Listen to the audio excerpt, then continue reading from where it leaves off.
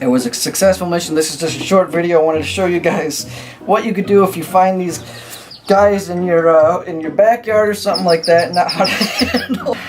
It's not the easiest thing to do. All right, so this is the wrap this up. I'll blooper that in for when I'm 50 years old and I can talk about all the videos I was making. Fucking Jesus. Oh, it sounded so good. It's a highlight reel when I'm 40 and I'm making all mistakes. Or when I win an award show or something like that. Yeah, it went all perfect.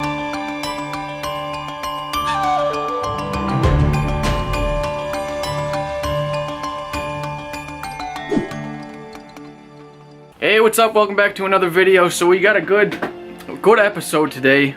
We just went on a late night call, rehabilitation call, and we picked up some wood ducks and a mallard duck.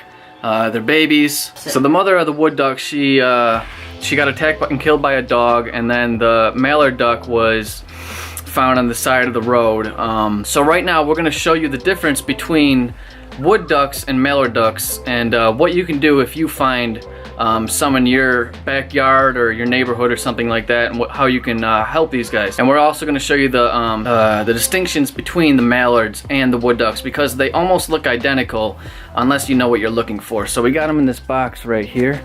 Yeah, what you can do, there's the mallard. Hello! So that is the mallard. What you can see here is this line on his eye. That's how you distinguish between the mallard and the wood duck, and we're going to show you why, because that's different on him than it is on the wood duck. So here are the wood ducks. Hello! Look at that. So let's see here. So now you can definitely see, yeah, see, I didn't even know when I saw them. They look almost identical. Now, this is the wood duck and this is the mallard. Now, not even about size. If you were just looking at him from this perspective, you can see the wood duck, he has that line and it goes all the way across to the back of his head here. While as the mallard, it ends almost, I don't know, a little bit right after the eye. And then also, the wood duck has this little pink tip on the end of his bill, whereas the mallard, that's kind of more white. And even their beaks look a little bit different too. Their beak, this one's a little bit more flat and rounded, and this one, guys, is a little bit more pointy. Oh yeah, oh my goodness. These guys are only a couple days old, and we're gonna do our best to rehabilitate them and then release them back into the wild. But we just got them, so they're a little bit riled up, so we're gonna do what we can to take care of them. But why don't we talk about first what a person would do if you found a bunch of baby ducks? Well, first of all, you would have to see if you would have to see if the mom was around, and if the mom wasn't around, probably wait a decent amount of time and keep an eye on the babies until the mom came back or didn't come back, and then at which point you could determine that the mom wasn't around and something happened to her. And then also on top of that, they're usually in clusters or a group of them, and if they're not, if it was just a single one or two or three, that probably would mean the rest of them got hurt or something like that, or they got lost or split up or something like that. They'll usually all be together. And how many are in a clutch? Could be 10, 12. 10, 12 of them. So when you only see one or two, like these guys here, just the one mallard, that typically means something is wrong, and they're not in good shape. And so the mom actually was killed by the dog, so we know for a fact. Yeah, so you know for a fact that the mom was killed by the dog. So now what we're gonna do is we got them, we picked them up, and now what's the next? We're gonna put them into a small container over there, because wood ducks are notorious for jumping, and they jump and jump and jump until they exert themselves and pass, just because of pure exhaustion. Yeah.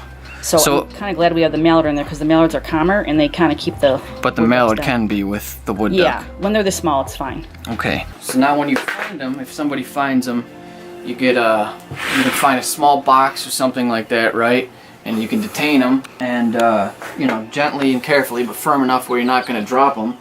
And you can put them in a small box like this, an Amazon box or whatever it may be, and put some paper towels in the bottom of it. And then what else? Just close the top. Just close the top. You don't need to feed them, and then you can call your local wildlife rehabilitator. You can just go on Google and search local wildlife rehabilitation centers in your area, and just wait for them to come and get them. And just make sure that it's safe. It's in a nice area. Don't make sure it's not in a hot area or too cold. If they're small like this, you want to keep them in, you know, warm, even though it's summer, they lose their body temperature. Actually, that little wood duck, when I was holding, I could feel it shaking already. So it needs to have some heat source.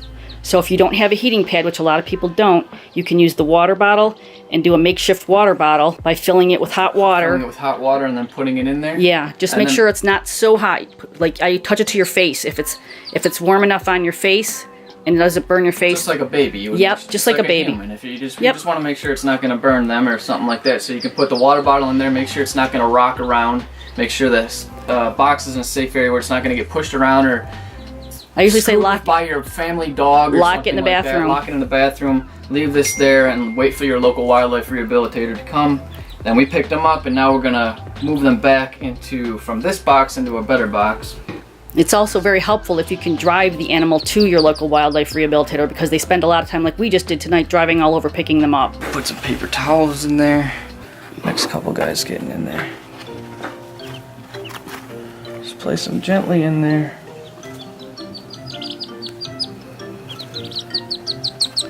Cool.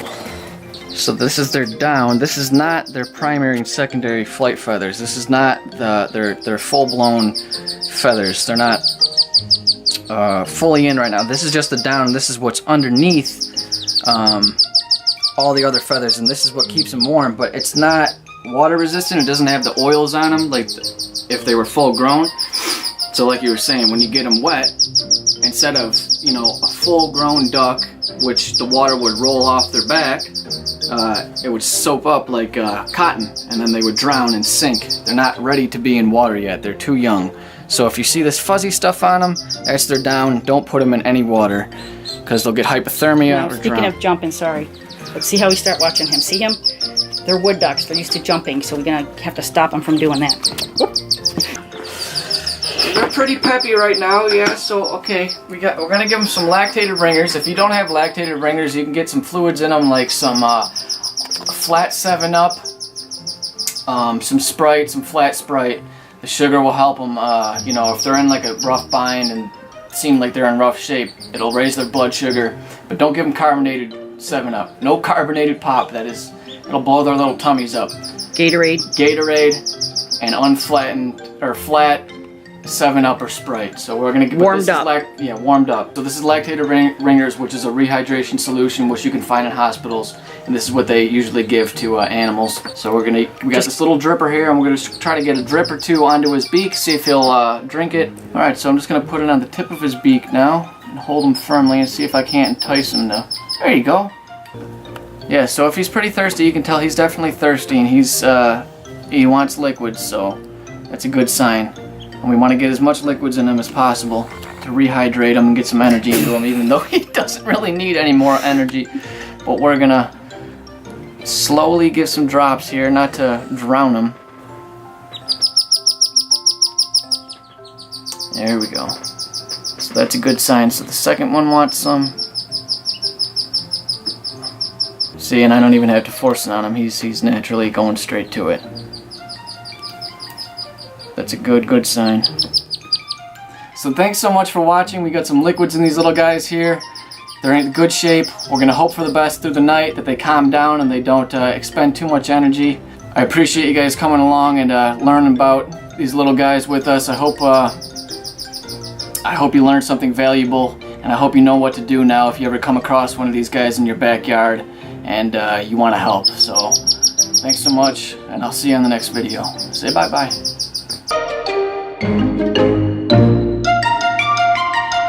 Thank you.